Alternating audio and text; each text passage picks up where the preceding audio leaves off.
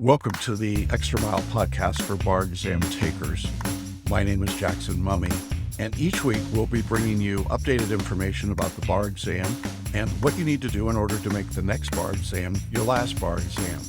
Ready to get started? Hey everybody, welcome. Today is Wednesday, September 20th. We are glad to have you with us. We've got Tracy here. Hi Tracy, how are you? Good. Happy to be here. Yeah.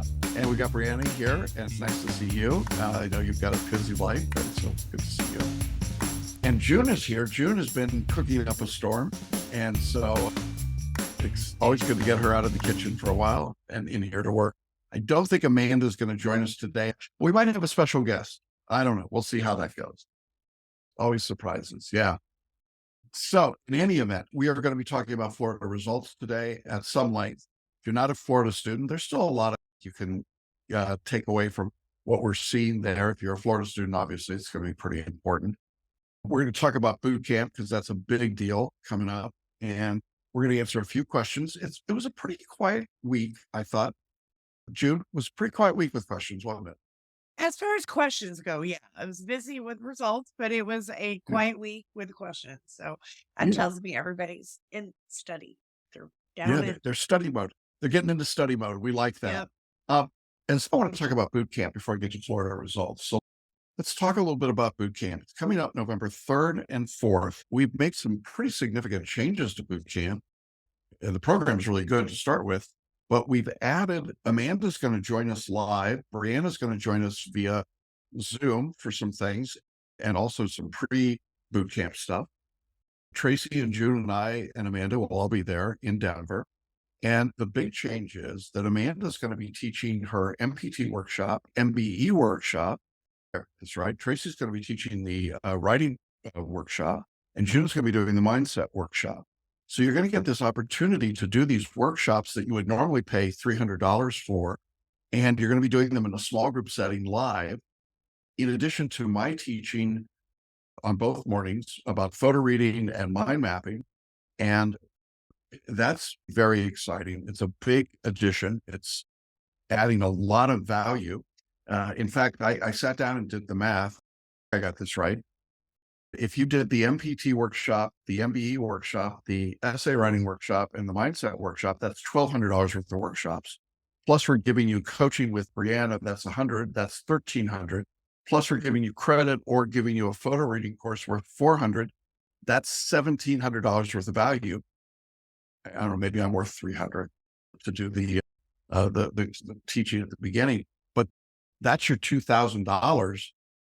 That's a heck of a deal. You get a lot of stuff. It's worth it. Yeah. Plus we got some swag. I got to show you. So there's this swag you're going to get, and there's more. Well, we got some surprises and some cool stuff covered.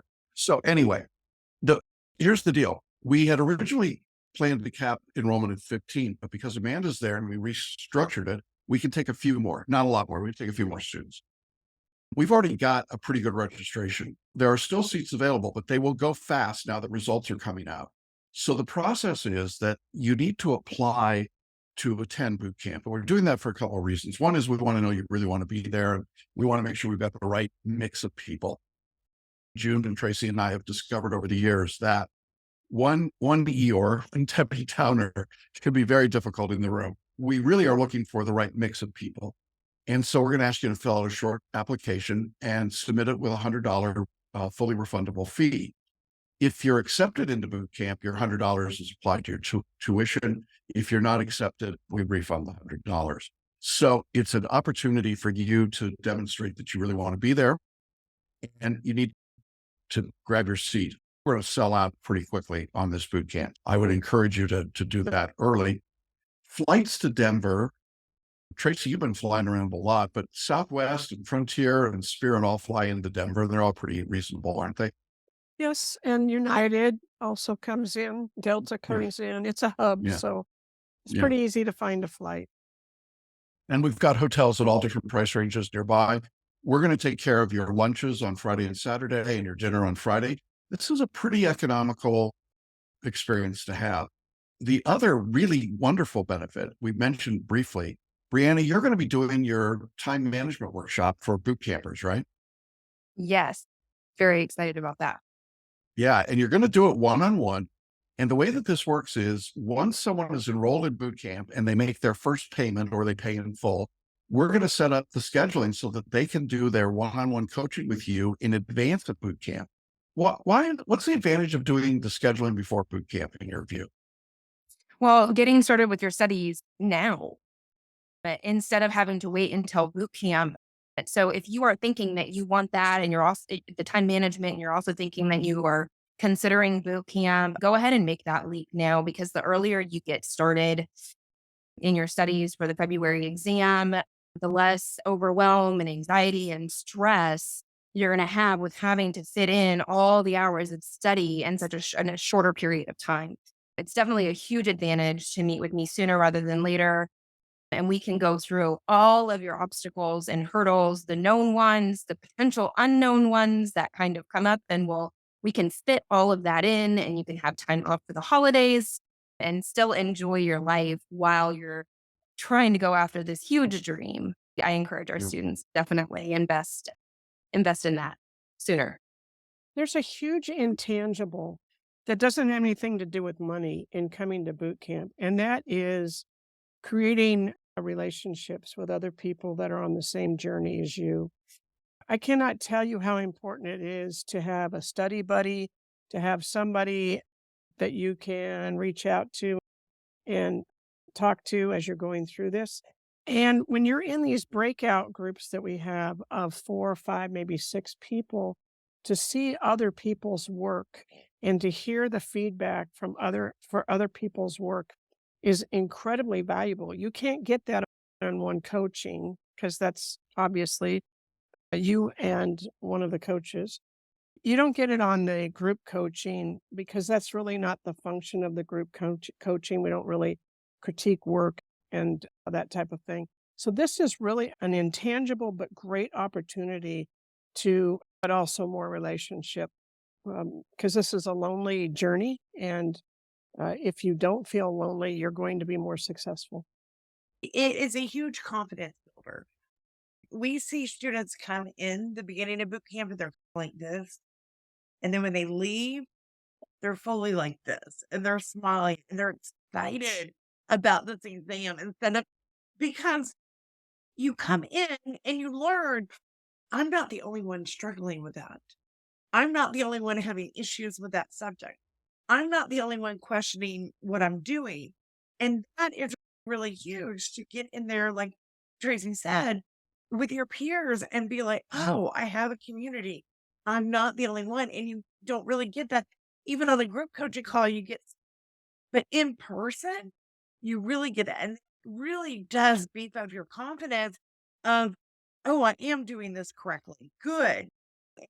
You get that feedback instantly instead of having to wait for it. And that is a big part of it too, is it really does boost your confidence that you're doing things.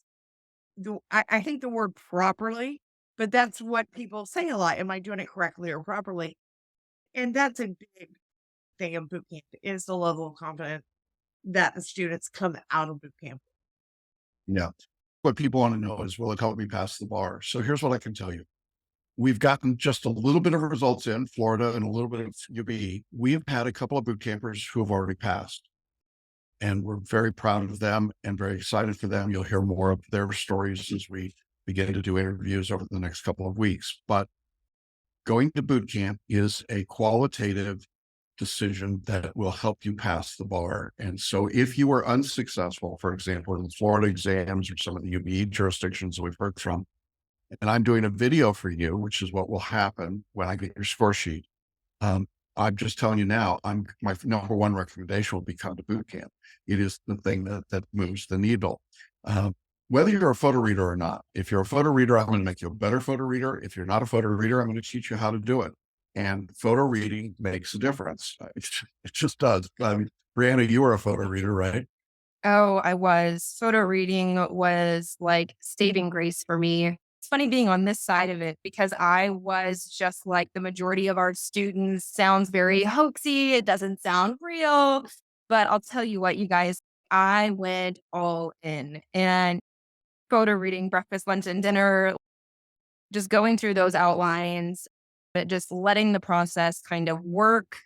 And yeah, and it's a phenomenal tool in our huge toolbox that you have for us. Yeah. But Yes. Yeah, it's a big one. Yeah. And look, you can pay for boot camp in 8 monthly payments. You can pay 4 payments without an interest charge. There's lots of ways to take care of this. I know some of you are going to say, I really want to come to boot camp. I can't afford it. That's not true. You're going to spend the same amount of money for all these other services and not get all the added benefits. And we've made this incredibly affordable for you. So please check that out. Fill out your application. Do it today. Get yourself enrolled. Now, if you're not a Celebration Bar Review student, you are welcome to apply to boot camp. We will hold your application for a couple of weeks to make sure we've covered and have spots for all of our existing students. But we certainly are open to non-CBR students coming to boot camp. We've got a little bit more space, so that's possible. So that's what's happening with boot camp. Very excited about it. Very excited to see people that went to boot camp in the past. That's obviously the point. And I know as we only had a couple that were in boot camp that were Florida students. So we're just beginning to roll into those results for those other folks. I just want to say that, like you said, it really truly is a great investment in your future self. Your future self will thank you for it. And you have to sit back and go, what is my priority? And what is it going to take for what to get there? And trust me, all of us have had to make those choices and decisions and figure out what the priority is. And if it is your priority, I say this on my coaching calls all the time. What is our priority? We find a way. Yeah. We make time. Well, it tells us who's committed, right? It tells us who's really serious about this. So that's part of it. I did get a couple of questions about boot camp. Let me just address those right now.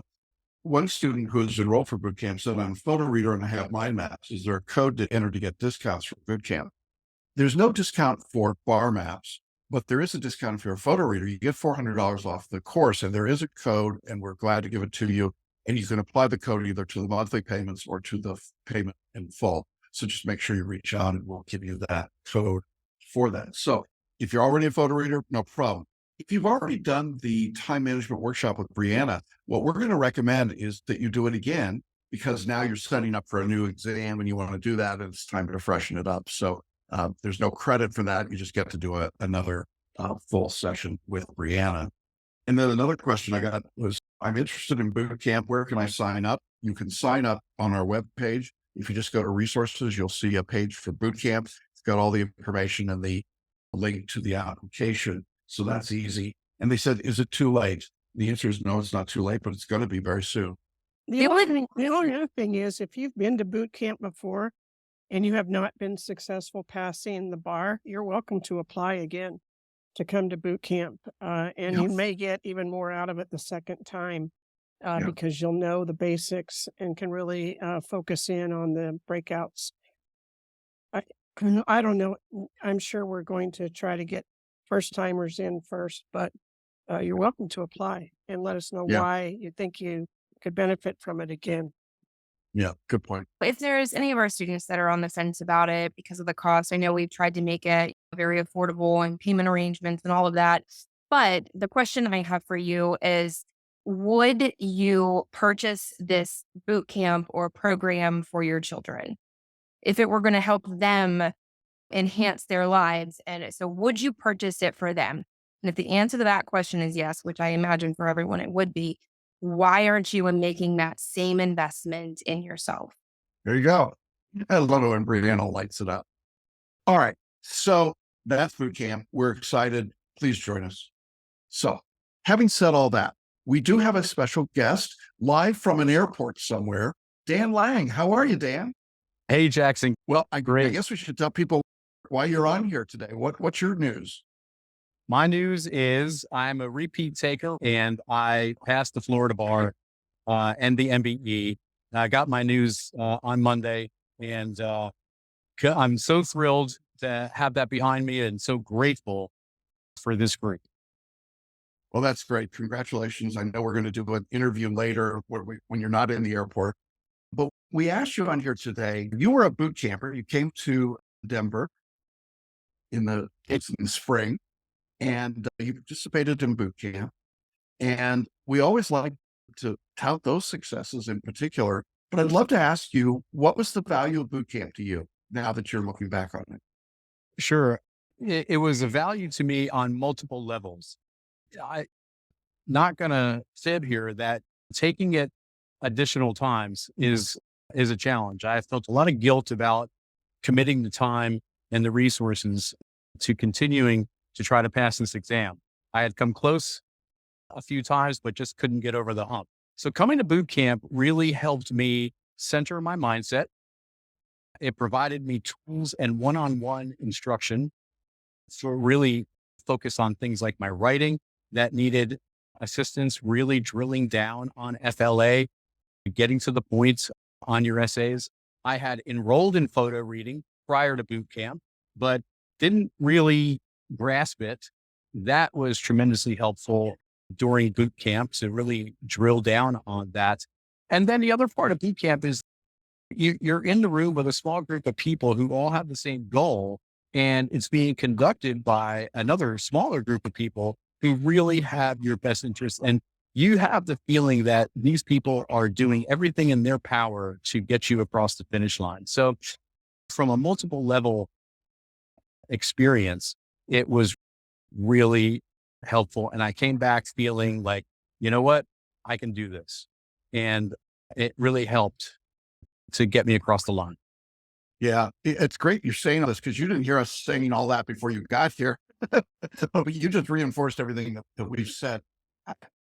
One of the things that we saw, Dan, was that by coming to boot camp, you expressed externally your commitment to passing, right? And yes, it took time and resources and energy. But once you were here, you dove into it. You got into the work. You worked with June on mindset and with Tracy on writing and photo reading with me and using these tools. And June and Tracy and I all felt coming out of boot camp, Dan's going to pass. It just was like, yeah, this guy's got it. He's ready to go. It made a difference. And I'm not saying you wouldn't have passed without boot camp, but I thought boot camp made it pretty close to a lock that you were going to do it. And it's got to be a great feeling for you this week. Oh, it's an amazing feeling. And you're right. I would undeniably say that boot camp absolutely contributed to me getting across the line. It was a tremendous experience. And up until that point, from 3 tries prior, I didn't have the commitment that I needed. I didn't have the support and the encouragement that I received from boot camp. And I had decided that, okay, if I'm going to try it, I need to dive in and I need to commit. And I did, but it was absolutely a big part of getting me across the line. And what was it like when you were able to see those results on Monday?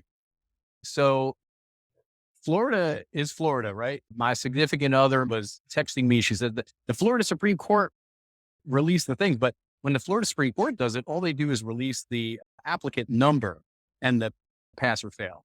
And I was pretty sure what my applicant number was. And I looked back at my documents. So I found my applicant number and it said pass, but I wasn't going to say anything to anybody until I saw it from the Florida Board of Bar Examiners website. And of course, that website was all locked up until about 11:30 in the morning. And then I saw it on there and what a relief. It's an indescribable feeling to see that in writing. One of those powerful experiences in boot camp was envisioning and believing. And I remember that distinctly and replayed that moment in my mind many times between boot camp and Monday. Yeah, that's awesome, man. We're so proud of you. Thanks so much for taking a couple minutes out and joining us today. Boot camp makes a difference and doing the work makes a difference. And Dan put in the effort. He did what we asked him to do and he gets the passing result in a year when repeat takers had a 30% pass rate. Man, that's an accomplishment. I am so proud of you. I know Tracy and Brianna and Amanda and June and everybody is proud of you. Yeah, Dan, I saw a light bulb go off while we were working together on your writing.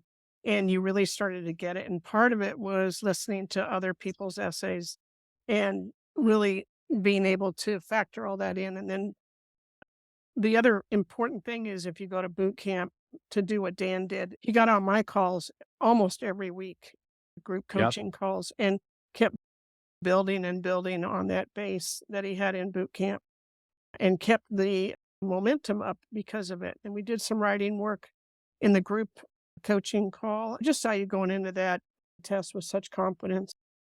Happy for you. That's just such great news. Thank you, Tracy. I won't soon forget that sitting at your table and working on the writing, and that momentum that you just mentioned is something that I don't think you can get anywhere besides boot camp, because boot camp arrives maybe in the middle of your studies, right? In the weeks as you're preparing for the bar exam, it gets tedious and discouraging. Going to boot camp does re-energize you, gives you that momentum, and working collaboratively with others is really helpful. So I strongly encourage it. Thank you, Dan. We will talk to you later, and we'll let you get on your airplane now. And Thank you. thanks so much for hopping in here today. And again, congratulations. Thank you. Thank you so much Congrats, to all of you. Dan. Yeah. Thank you. Is Yeah. that Brianna? Yeah. Yes. Yeah. Yes. was Who I also pleasure worked to- with. Yes. And so helpful. I can't thank you guys enough. Great. Thank you. Well, there you go. Don't believe us? Listen to him. That's great news. Let's now turn to results. I'm going to get to Florida. That was obviously the big set of results, but I want to just update everybody on the results in the last week. We did get a couple of jurisdictions reported in the last week. Missouri came in as the UBE jurisdiction. The repeat taker pass rate was 37%. The overall was 81%, and there were 660 bar takers. So that's a pretty good number. I like that in Missouri. That's pretty strong. In Utah, there are only 270 takers. So take it for what it's worth.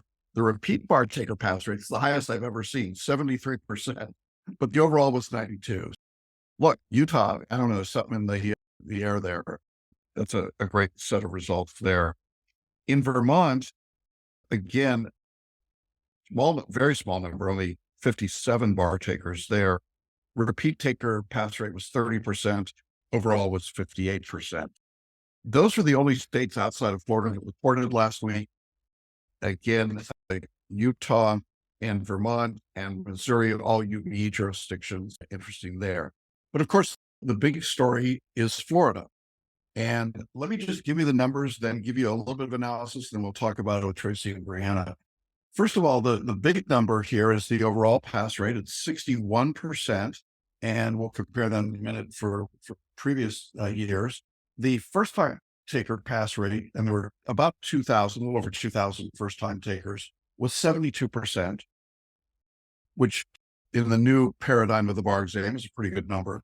The repeat bar taker pass rate, there were 1,700 repeat takers, so that's interesting. Nearly as many repeat takers as first-time takers. 30% pass rate for repeat takers. Now that's a higher number than we've had historically in Florida on the July exams, and certainly interesting to see that. One of the things that really jumps out at me, clearly these are big jumps from February numbers. So one of the questions I get is, wow, is the July test easier? The answer is no, it's the same test. It's just a difference in the makeup. So on this exam, you had 1,700 repeat takers and 2,100 first-time takers. In February, you could flip it. It's actually the majority of repeat takers, and that's what drives the numbers down. The results last February in Florida, the overall pass rate was 39%, and the repeat taker rate was still at about 26%. But there are only 2,100 bar takers in total. The big change is that you get the law school students that are coming in. That moves the first-time taker number up. But here's the other thing you got to understand about Florida. And it sounds a little wonky, but just stay with me for a minute. The ABA accredits law schools. One of the factors that they're looking at is first-time taker bar pass rate. And obviously that's a big issue for some of these schools in Florida. that are constantly on the verge of accreditation problems. Some of these schools don't have great first-time taker pass rates. Well, if you're the dean of one of those schools, what do? A very clever dean a couple of years ago figured out that the answer was you tell all of your graduating 3Ls or 4Ls who you think are academically challenged and might not pass. What you do is you say, don't sit for the July bar exam if you're in the traditional graduating class. Sit out 6 months and we'll give you a work stipend or some sort of a stipend to study for the bar or do something. And then we'll have you sit for the February test. You say, why would they do that? Well, the way the Florida bar reports this is that if you graduated, instead of sitting for the July exam, you sat out. When you go in February 2024, you are not a first-time taker, even though it's your first time in the bar.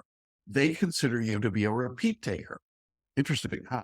Because now what you've done is you basically offloaded on your books the people that might not pass. And so you're just pushing through the people that you think are going to pass. So now, having said that, the overall accredited Florida Law School pass rate on this exam was 73.7% first-time takers. A pretty good number. I mean, in this day and age, that's a number that most of us could live with. Some of these numbers were as high as 91% FIU. Wow, it's a great number. Some of them were as low as 50%. What's going on here? And I will not make any friends in Florida for saying this, but there is wild statistical manipulation going on. And so I say all of this to tell you that the numbers that were done don't mean exactly what they seem like, okay? There is some real game playing going on here. And when you hear and see these numbers, there's some strange things that go on. That's where the numbers look to be. They're better numbers than we've seen. That's good. And from my standpoint, we've had good success. Florida is a self-reported jurisdiction, which means if anybody tells you that they know the exact pass rate, other than the bar examiners, they're lying to you. There is no released rate that goes out to the deans and the law schools and so on. That doesn't happen. So based on our self-reporting, we are doing very well. We had a number of students pass. We also had a number of students, and this is the heartbreak, who passed Part A or Part B, but not the overall, and end up failing the exam by 1 point, 2 points, 3 points. This is very frustrating, but those people will pass. But in general, this was really good. Brianna, what's your take on this? You've been watching this for a while.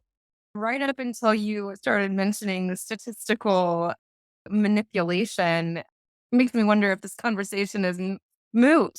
However, I am really happy to see these numbers increasing again. They have been so low, historical lows in the past, and it's just so defeating, not only for us as coaches, but also for our students more specifically. And so it makes us feel good as coaches to see these percentages increase. It should make our students feel more confident going into the test.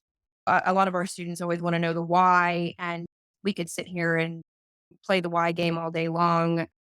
I briefly touched on this last week, that it's a testament to our students and the amount of effort that they're putting into this exam and their studies and making it a priority. And so I'm very happy to see these rates where they're at right now. I'd love to see them even higher. Yeah, exactly. And I'm really pleased for our students that passed, and we're setting up some interviews, and we'll have some opportunity to talk to people that were successful, some boot campers, others that were in the course. If you were in our course and you did not pass, you will be getting a personalized video from me talking about what you need to do to get those extra couple of points. Before I turn this to Tracy, let me just say something I have said before. For a lot of you who are just a point or two away, or 3 points, you are literally 1 or 2 questions away from passing the exam. That's it. Or a couple of paragraphs in an essay, or just keeping your focus and staying in it all the way through. One of the things that's so frustrating is people say, well, I was doing great, and then I got distracted and I forgot to finish off this essay, or I didn't really keep my head in the game in the afternoon on multi-state day quite the way I needed to. Look, the difference between passing and not passing these days, for many of you, is literally one or two MBE questions or one part of one essay, it is very narrow margins. And given the fact that it's such a narrow margin, in my view, you need to do everything you can to be prepared for the exam. And what I mean is you need to be doing these sessions on MBE with Amanda, or on essay writing with Brianna, or mindset with June, getting the personal coaching. Don't leave stones unturned. The cut line is so narrow right now. And I know that the people that have come up just short are just kicking themselves that if I just gotten one or two more questions correct. Well, how would you do that? I don't know that it's by studying more, but it's making better use of the tools and taking advantage of the tools that we offer. So that's the thought there. Tracy, you have anything to add here? I'll probably get fired for saying this, but I don't care about these numbers. They don't mean anything at all to me. And I really don't think they should mean anything to you either. The only number that matters is the number that you get at the end of the day. But what it tells you is, A, you're not alone. You're not the only one that is a repeat taker. If you are, you're not the only one that is taking it if you're a first time taker. You have a lot of people in the same situation. And if you are better prepared, then your chances of being in the number that Jackson declares as the pass rate is much higher than if you don't do the work, if you don't take advantage of these resources. There is no shortcut to getting a passing grade on the bar exam. I don't care how well you did in law school. I don't care what law school you went to. You still have to learn as a specific craft how to pass this exam. And to do that, you need to have resources. And these resources that we have are the ones that can get you through. So don't get hung up on these numbers. Just do your work and do it well. And you'll be one of the passers eventually. Yeah, absolutely. I still have my job. Yeah, you do. We're going to Okay. keep you around. Okay. I wanted to talk a little bit about what the scoring looked like in Florida specifically, because there were some interesting things that happened here. The essays in Florida, as we've been telling you, the first one was family law and ethics. The second was real property and contracts, and the third was torts and ethics. So ethics showed up twice on this exam. One of the things that stood out was that the mean score was 50 and 51 on these essays. That's a higher mean score than I've seen in a very long time. So that meant that the essays are very straightforward. I've said earlier that I thought they were not political. They stayed away from that. They stayed pretty generic. These were manageable essays, but you had to do better than the mean to get the scores that you needed to pass. The bar got set higher, but these were easier questions generally. The Florida multiple choice was one of the really interesting pieces of this. You recall that we had said last week we wanted to see how they were going to report this out, because in fact, what they tested were civil and criminal procedure. They tested business entities, which meant corporations, partnerships, agency, and Article 3 and Article 9 of UCC. And then they grouped all that together. So business entities, UCC 3 and 9 became one topic, even though it was really 5 different subjects all grouped together. There were 30 questions there. And then there were 30 questions in the areas of wills, trusts, and estates. Haven't seen that before either. 2 of these 3 Florida multiple choice topics were really just mashups of other subjects. In the business entities and Articles 3 and 9, you had 5 different topics to test on. And in the wills, trusts, and estates, you had 3 topics to test on. That's a lot. That's a difference in the way that the multiple choice has been set up. And interestingly enough, the mean raw score was 19 and 20. Typically it's 16 or 17. So again, people did pretty well on those multiple choice. We did get a question from a student that took the Florida exam that said the state essays raised some new and unfamiliar issues like consent to adoption. And there was a lot in the multiple choice that I'm not sure I'd seen before. We get that. Most of the material was there. We consistently update our materials, and we went back after the Florida exam, put in those questions and model answers, and we are updating materials as we need to. But frankly, we had more multiple choice questions for trusts, UCC 3 and UCC 9 than any of the big box bar reviews. So there's plenty of material there. And if you're a Florida bar taker, I don't want you to be worried that something has changed and we haven't covered it. We were actually in front of on most of it. I had one other Florida note, and then we're going to have Tracy talking about Gran Turismo. We had a student that passed the Florida exam as a repeat taker, and then found out that they didn't have their MPRE in line, but the deadline for MPRE was before results came out. And she made the point, and it's a good one, that there are these ridiculous deadlines. Whatever your jurisdiction is, check your deadlines. You might have to apply for MPRE before you get your results out. And if you have to, that's just the reality. The student asked if we could remind them of those deadlines. We prepare students in 42 jurisdictions. We don't keep track of all the deadlines. They change repeatedly, and it's frankly not something that we have the capacity to do. We would assume that as a future lawyer or a current lawyer, you understand the importance of deadlines, and you understand the importance of checking those bar examiner websites and making sure that you're not missing deadlines. Now, if you were in Florida and you passed and you did not sign up for the MPRE, it's too late. You're going to have to wait now for the next administration of the exam. And that will be given after the February bar exam. And that's the next time the November deadline has passed. So I know that's frustrating, particularly when you pass your bar exam, you're like, I'm there, I'm done. And MPR is sitting out there if you haven't done it. Make sure you're checking deadlines. I don't know what else to say about that. It's incredibly frustrating, but there you go. That's the nature of our industry, and it's the nature of the bar exam. Fun times.